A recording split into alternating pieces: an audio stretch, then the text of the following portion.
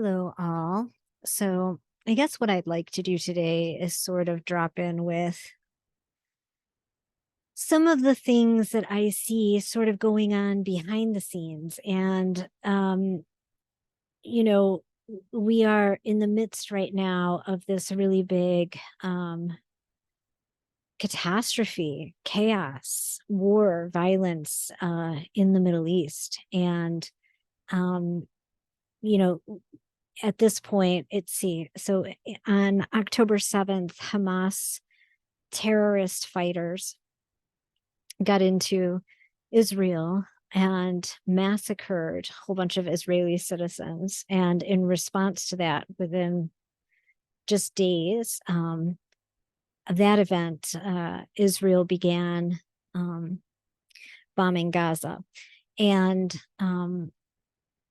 in addition to that, there has been, several different kind of moves from America's side, and I'm an American, um, to have like we've moved some of our troops into the area. And, when you start looking at geopolitical issues and listening into the news, you can hear that this event feels bigger and different than, for myself, as somebody who's um, got a Palestinian family and ties to the area. This event feels bigger than other offenses that have happened, like, for instance, in 2008 and in 2014. And, on and off over the years, there has been big campaigns of violence that has sprung up there, and then it tends to die down. And this time, I think for everyone in the world, it's feeling very different. And in Skydancer, which is a group I facilitate, of a Venus journey, we descend through the chakra gates, and Venus descends in the sky. This isn't something made up. It's real. Venus legitimately descends through these gates to the underworld. And so this maps on astrologically.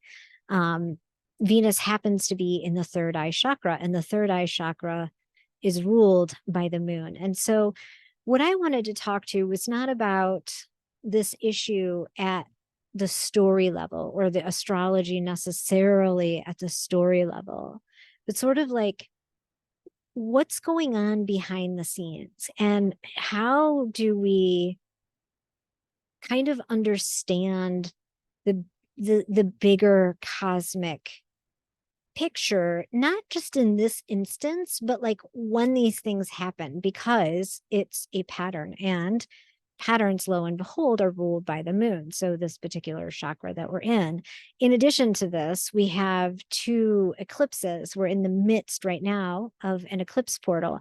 October 7th was just days before the first eclipse. And the moon cycle before an eclipse begins opens the portal, and then the moon cycle after the last eclipse closes it. So we tend to be in like a 40-day-ish portal with eclipses. So definitely October 7th would have been inside of this particular eclipse portal. This eclipse portal takes place between Aries and Libra. There are many different ways of kind of distilling what an Aries Libra energy is. Aries Libra is an axis. Eclipses always take place along an axis. It's where the nodes of the moon are housed. We've been in this Aries Libra axis since about the summertime. And so this is sort of newer evolutionary energy for us to be in. And Aries is the energy of Mars. And Mars is, if nothing else, the warrior and the archetype that rules war. He rules police. He rules the army, rules the Marines. He rules that kind of like idea of security and fighting for security, right? He is in the zodiac, he is a malefic, so a malevolent figure, right? Between the two malefics are Mars and Saturn. And so where we find Mars in the chart, there's generally some kind of irritation happening to the collective. And then Libra, on the other side of that, is ruled by Venus. And Libra really is about peace, diplomacy, harmony, balance. And it's not so much about like the manifestation of those things. Like, let's see, how do I want to say that? It's not about that those things just appear because Libra is around. It's really about the struggle for those things. So, you know, balance is not something that's static. It's not like we use the scales of justice as being a representation or symbol of Libra, but really it's not about static balance or two things that weigh the same. Balance is like, think about when you walk across rocks and you're trying to keep your balance, but it's this whole dynamic endeavor, really, of, you know, things be getting out of balance and then trying to rebalance, and how do we harmonize and how do we play a tune that makes sense. And we're going to use some of these words in describing eclipses. But anyway, so, you know, one of the ways we could distill down this particular axis is to look, you know, at Aries is really the axis of war and peace, right? Mars and Venus. Aries is a spark, and it's very tenacious, and it's got a lot of machismo in it. It's very impulsive. It doesn't think. It's sort of, from a developmental perspective, very young, right? Like, it's kind of that archetype of the fool who doesn't really think about the consequences. And in Libra, it's like the manifestation of the consequences. Here we have peace. We have the sign of the diplomat. We have the sign of justice, that idea of judging. Who's judging human law? It's where the axis of, like, we could see the epoch or the age of Aries was the age of Judaism. It's when the Abrahamic religions sprung up, and there's that connection between the ram, right? Aries is the ram, and the shofar, the blowing of the ram's horn. But like the idea of any epoch, we also have to look at the balancing axis, right? And so the idea of the 10 commandments comes out of Libra, the law, judgment, right? That's all Libra. And so this eclipse, the moon, takes place across this axis. So what is the moon, right? The moon is essentially a pattern generating machine, right?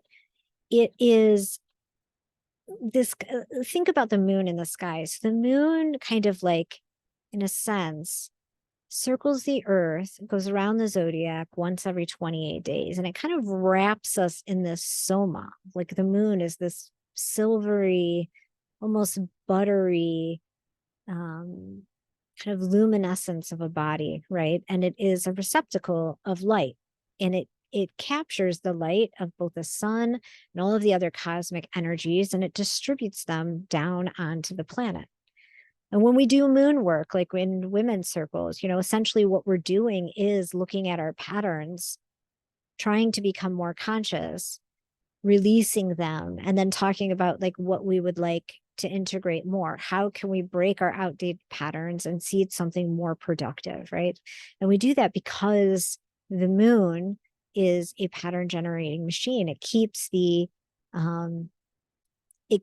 our it's like the keeper of our automatic responses, of our automatic ways of being.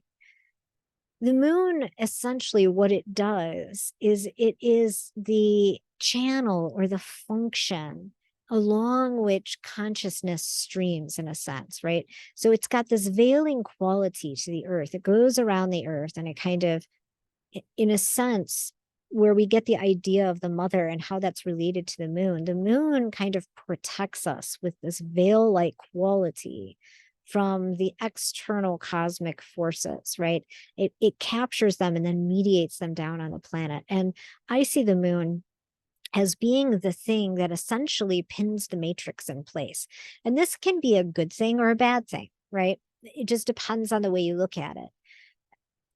Because it's got this automatic function, right? There's a lot of things that the moon is filtering out. And when you look, you could see this sort of idea in other realms, like when we talk about psychology, or when we talk about light or sight. You know, there's this idea that, you know, the brain can only process so much sensation and information in any given day, and that there's a lot that's getting filtered out. And the reason is because we would not be able to handle that much information, right?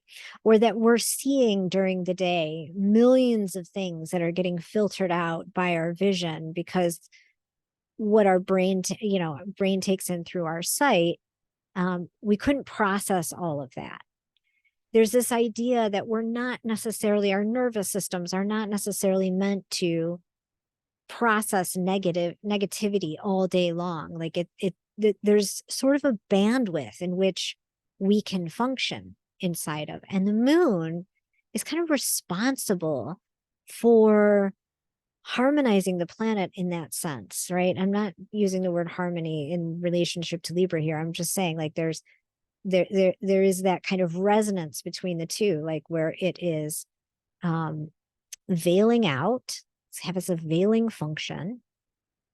It pins the matrix in place. It keeps our stories in place. It's a pattern generating machine. So it's where we do pattern work.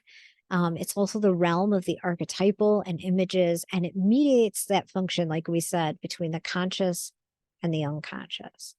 And so there's this sense that like all of our collective stories that we've bought into over the years are kind of housed in this sphere between the moon and the earth, right? Just like in the atmosphere, and like how things move through the collective unconscious or subconscious and become reality eventually is a function. Now understand, it's a function of the moon.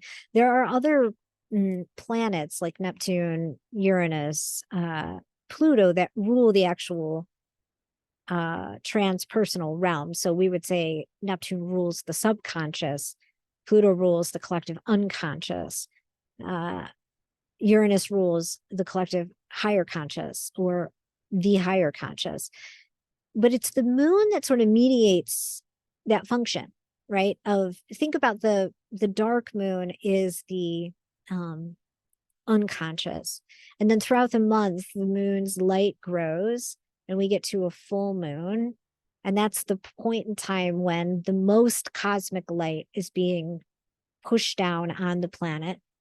And then we could look at that as like a form of enlightenment. And then, the journey from full moon to dark moon again is a sort of like integration period, and balancing period. What needs to be kept? What did this new illumination bring me? Is this good? What do I need to get rid of? How do I integrate this? Right? Okay. So I hope you're following along. So then when we have an eclipse, what happens is that the moon, the earth, the sun all line up. And all of the sudden, and this is not me making this up, this is, from ancient times, this generally was felt, I think, as not I think, I know, as sort of a harbinger of doom, eclipses were. And I can understand from the one perspective how we could see it like because something was eating the sun, right? There was the sun was occulted in the sky, and that was for a lot of ancient people their god. And so it looked like something was dooming them. But I actually think there's this deeper meaning. And this has been my experience as an astrologer.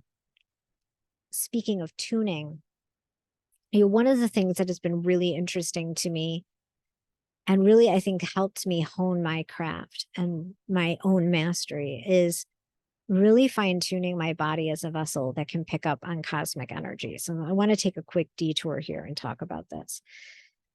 And so in doing that, what I've began to notice is there is this kind of organic octave that the planets operate inside of. Like I can feel the influence of Venus in my body. I can feel the influence of Saturn. I know when I'm being, influenced by Jupiter. Like it's just been something I've done over the course of many, many years is like, how do I actually embody these planets?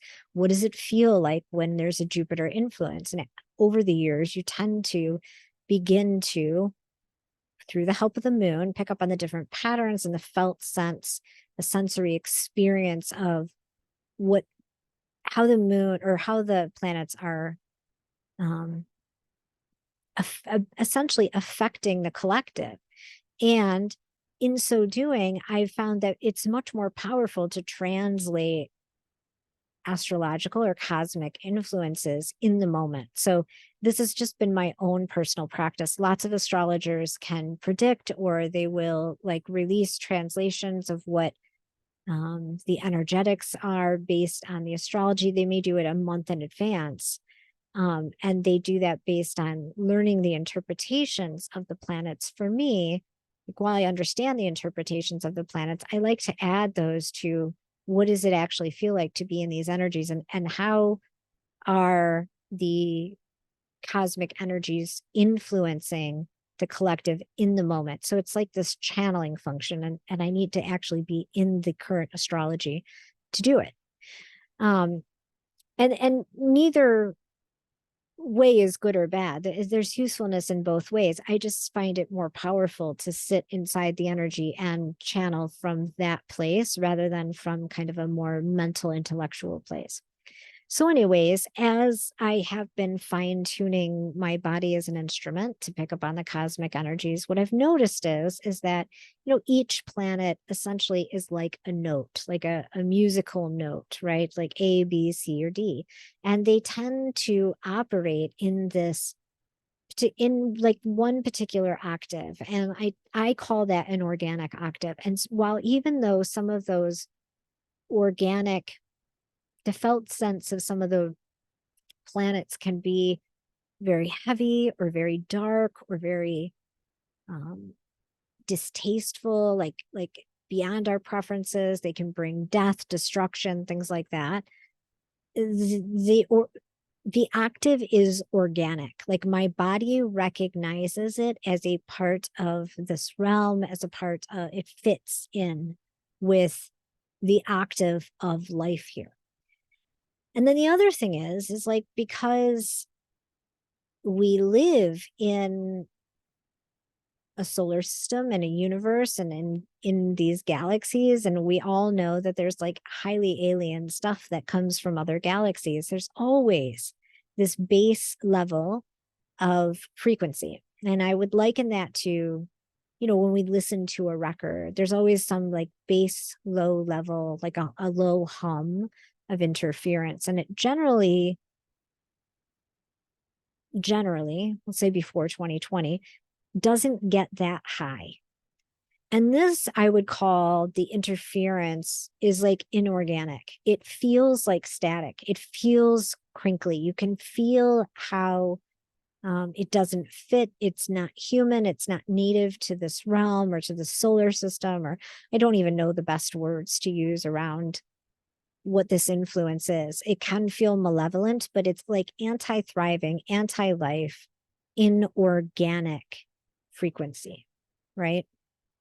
And so what the moon does, essentially, having said all of this, is sort of veil or protect us from this inorganic frequency getting too high.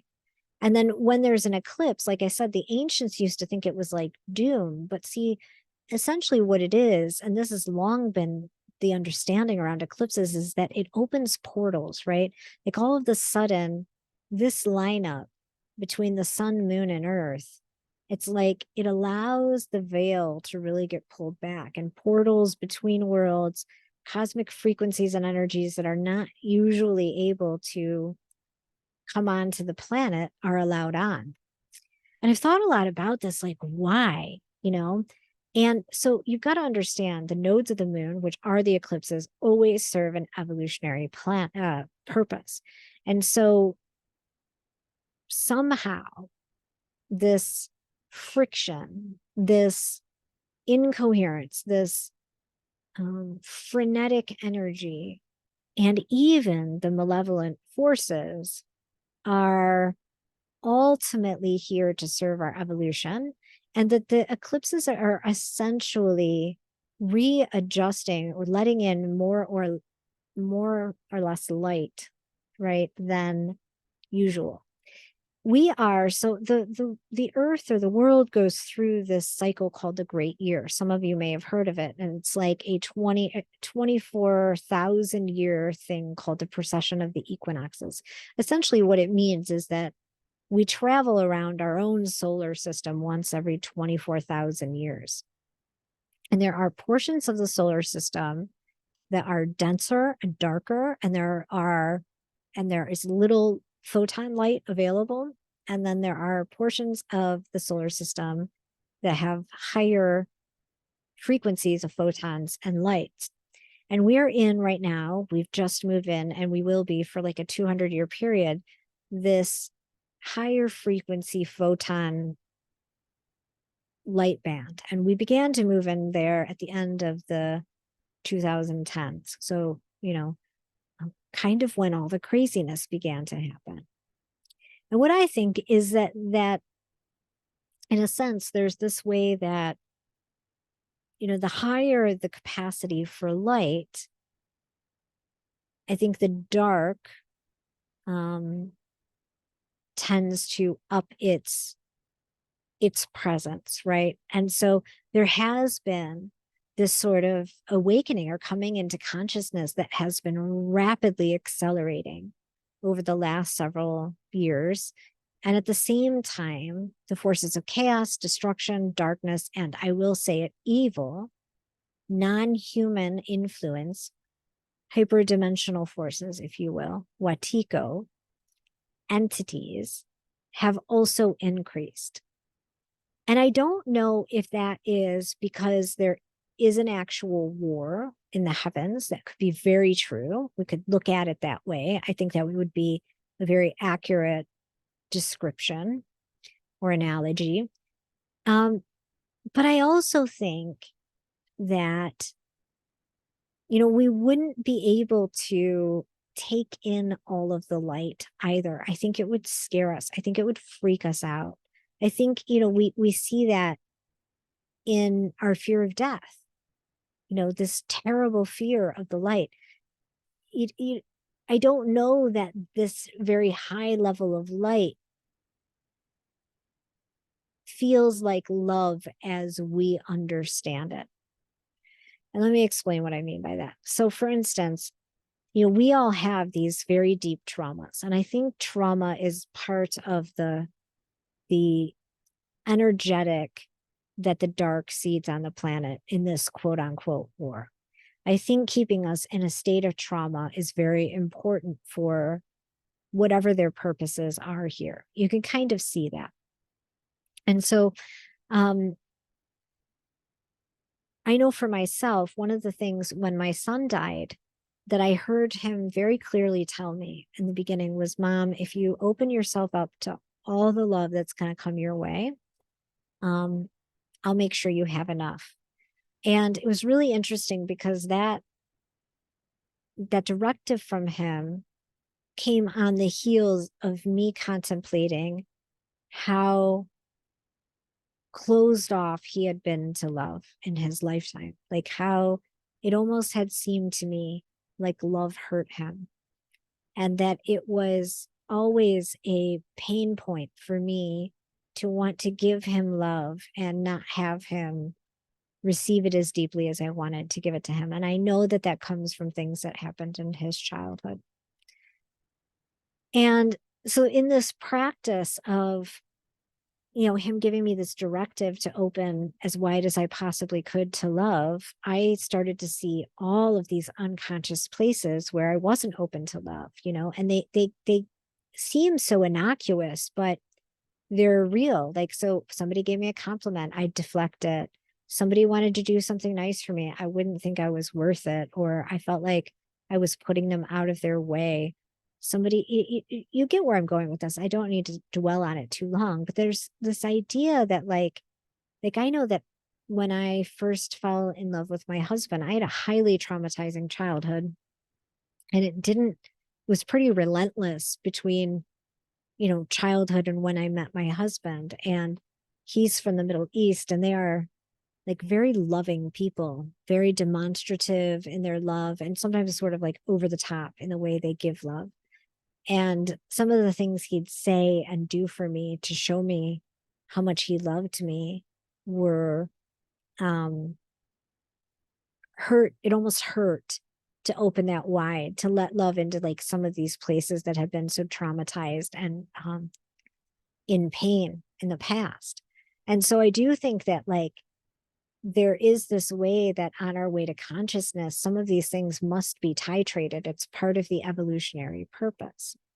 Now, having said that, just because there might be some kind of evolutionary purpose to why there is darkness, it doesn't mean that this isn't an opportunity to practice, to heal, to learn, or equally an opportunity to become more afraid, more traumatized, and more and like a devolution, like an opportunity to be more ignorant.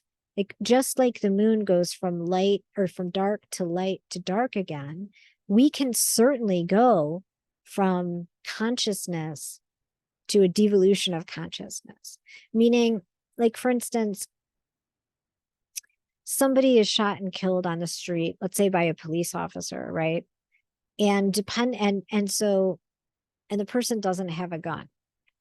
And so that brings up an immediate moral question of like, what happened in that scenario? Because we know shooting somebody who isn't armed is a bad thing, right? Like we have that conscious awareness that we need to ask questions because there's something unjust that may have just happened.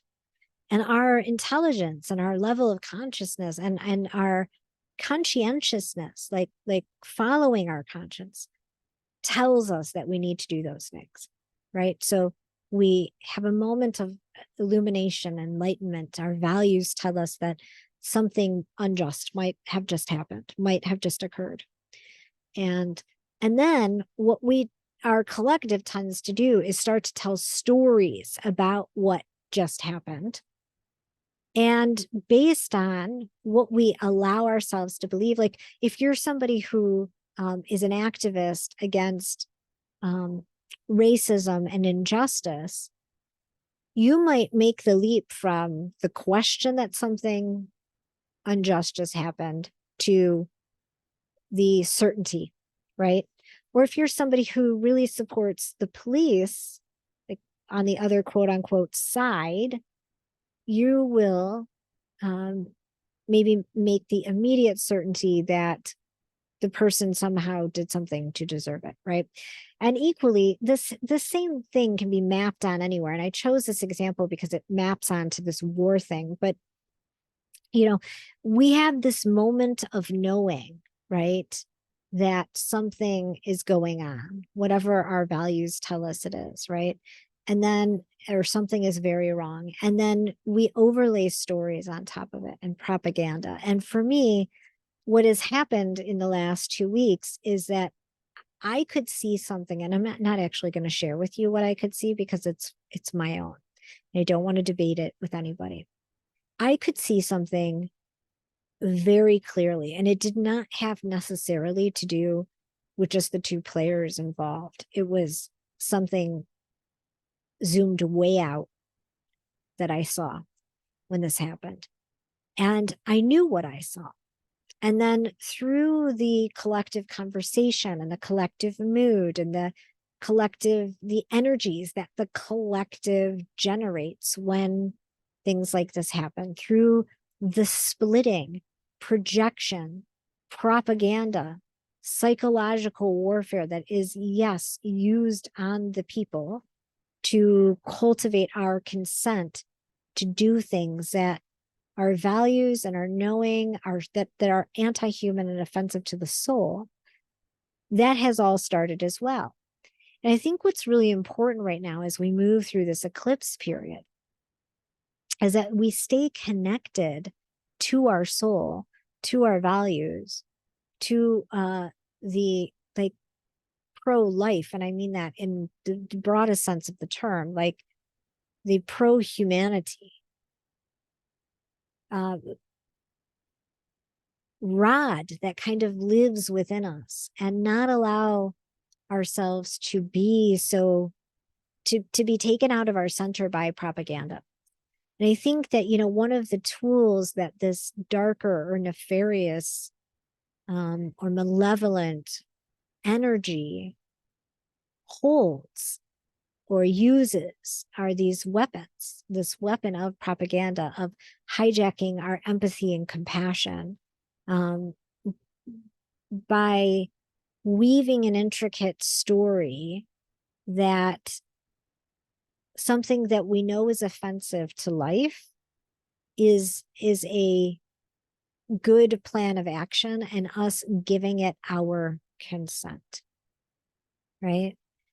And we don't know, because the moon does create this veil. It kind of creates this sort of wall that doesn't let us have all of the consciousness. I believe it's sort of the realm that we fall through last on our incarnation to earth that has us forget. And in spiritual circles like Kabbalah, and different mystic kind of mystical systems, we'll call them, it is the moon sphere that we have to transcend on our way to consciousness. So it is breaking through the veil, it is breaking through the patterns, it's remembering who we really are, using the moon to help us with that function of bringing things from the unconscious into the consciousness, and not allowing ourselves to become ignorant once we know something, right? Not allowing intricate, sophisticated propaganda to take us outside of our knowing, to have us consent to something that we normally wouldn't, because they've made an elaborate, albeit manipulative, seemingly rational case for something that is at its heart and at its core irrational. And so it's really interesting that we're in this sort of Venus descent and in the chakra of the moon, and this sort of moon test has come up.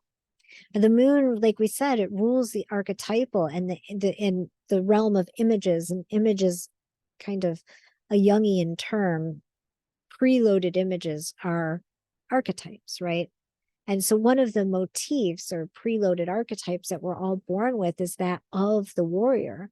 And the warrior has a kind of what we would call light emanation, or an exalted emanation, where he's the good hero, kind of like Lancelot or King Arthur, fighting on behalf of the good.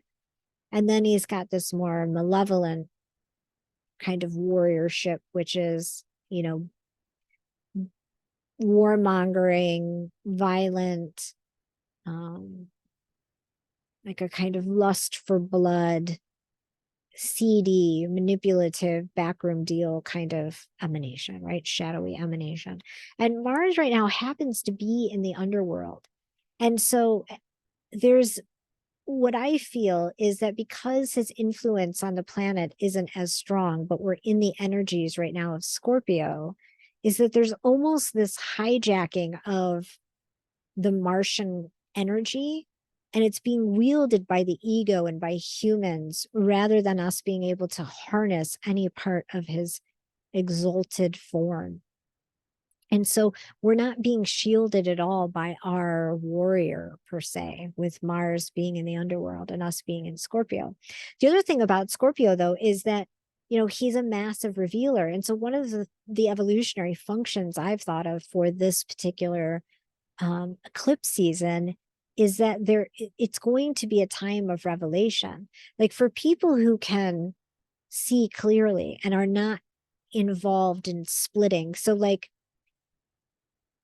one of the things, like I follow these different like spiritual teachers on Instagram and online, and a lot of them have actually, who usually pride themselves on being good seers, but some of them have split, which is a psychological form of projection.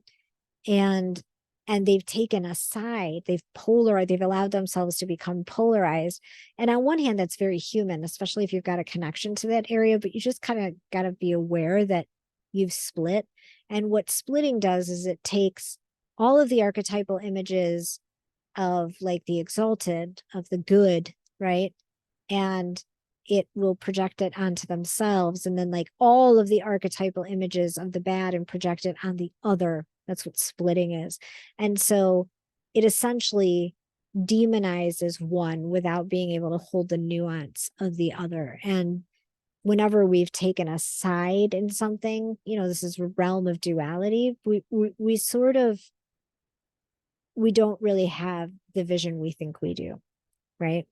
We've really got to hold things on all different levels across all different planes, um, with paradox, with being able to see the paradox. This is where curiosity becomes really important.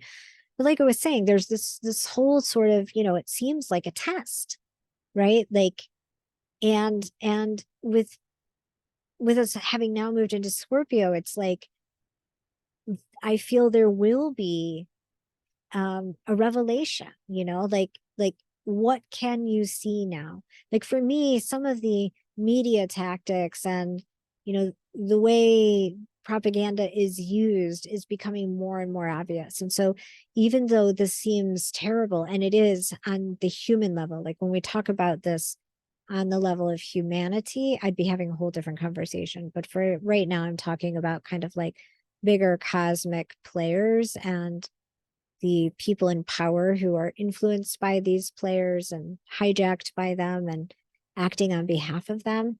We can see like there's just it's so pronounced right now. It gives people who wouldn't normally see it the opportunity to see it. And so these can be opportunities for more consciousness, more awakening. Eclipses can be. And we're going to have another eclipse in 4 days now. And so I don't want to talk too much about that one because I'd like to do um a separate transmission for that eclipse and really look at it more deeply. I just right now wanted to talk about this third eye. The third eye is the place of clear sight. It's the place where we, Inanna takes her earrings off. And I've always thought it's so interesting that the third eye is ruled by, like pointing to the ears. And in the beginning of Inanna's story, it says, Inanna put her ear to the great below. There is something about listening deeply with like turning our bodies inside out so that they can become an ear. Every cell, in a sense, becomes a tool of listening, right? And then what is our sight when we listen and see from that level of capacity, from that level of awareness and consciousness, right? There's definitely, this is a multidimensional issue, and there's a lot of different layers and fractals that we could sort of discuss it at. So remembering today that we're really talking about the realm of the moon sphere, how the moon veils reality, right? Kind of like a mother. I mean, there is this protective function, like how mothers decide what their children are exposed to, we try to preserve their innocence in a sense.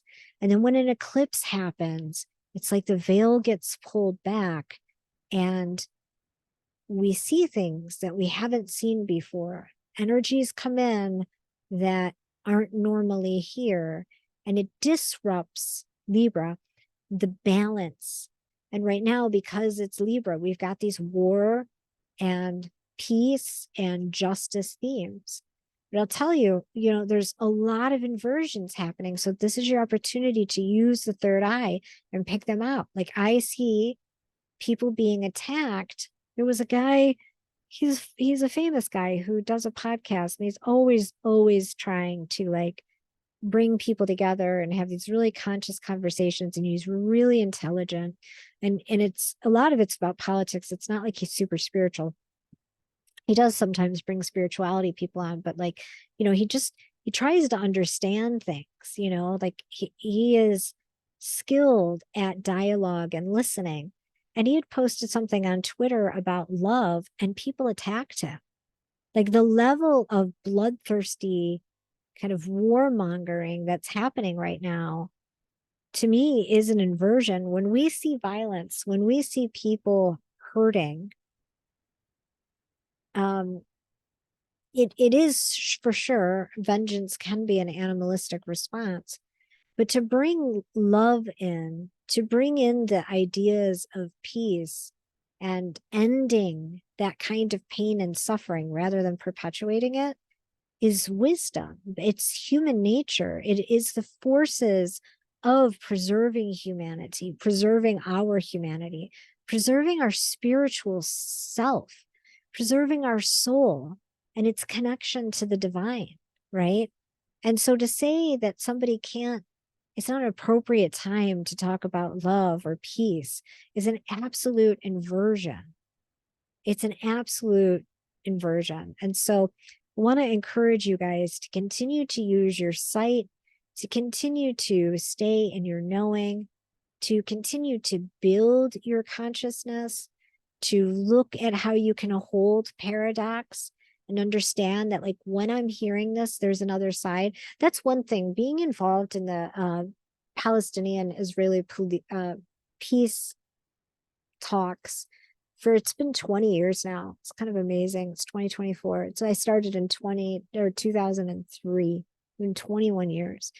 What I have noticed is that they are mirrors of each other, and that everything that one says about the other is doing. Like there is no innocent party here. They both essentially do the exact same things to each other and then project onto the other person that that person's doing it to them. The trauma signature or imprint that they both have is very similar. So you've got two people who are traumatized in very similar ways, who are fighting, and they need a mother to come in and kind of help these two brothers or siblings heal. But there is no innocent party here. There is no, like, moral side and immoral side. As much, there is a lot of propaganda that goes into, and I honestly think it's in service to the consciousness of the sides. So, like, there's a lot of Palestinian propaganda, there's a lot of Israeli propaganda that ultimately I think serves to absolve them of the crimes they commit against the other, but then it also allows it to appear like it would be okay to pick a side, right? It's a way of enrolling people in, like, look how this is good. And actually it's just been propagandized. It's just, history's just been rewritten to look a certain way. But when you actually peer below the surface and you get to the facts and you look at things impartially, you realize that this is just literally a case of an eye for an eye for an eye for an eye for an eye for an eye for an eye for an eye that we've supported. And every time we pick a side, we are essentially giving consent for this to continue. We have to figure out a third way, because the eye for an eye thing's been tried and it hasn't worked. So that's all I have to say for now. And I will come back with an eclipse transmission shortly in the future. Thanks all.